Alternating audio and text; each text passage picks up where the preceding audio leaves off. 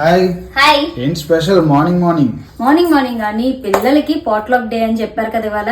నిన్న అన్నారు అమ్మా నాకు చికెన్ బిర్యానీ కావాలి, నువ్వు ఏం చేస్తావు తెలియదని. కానీ వాళ్ళకి నో చెప్పాను. కానీ వాళ్ళ లెక్క ముందే స్టార్ట్ చేస్తాను కదా వంట. అండ్ ఈ రోజు అయితే వాళ్ళకి పెట్టేశాను, ఆల్రెడీ లంచ్ బ్యాగ్ లో పెట్టేశానండి chicken biryani and chicken curry.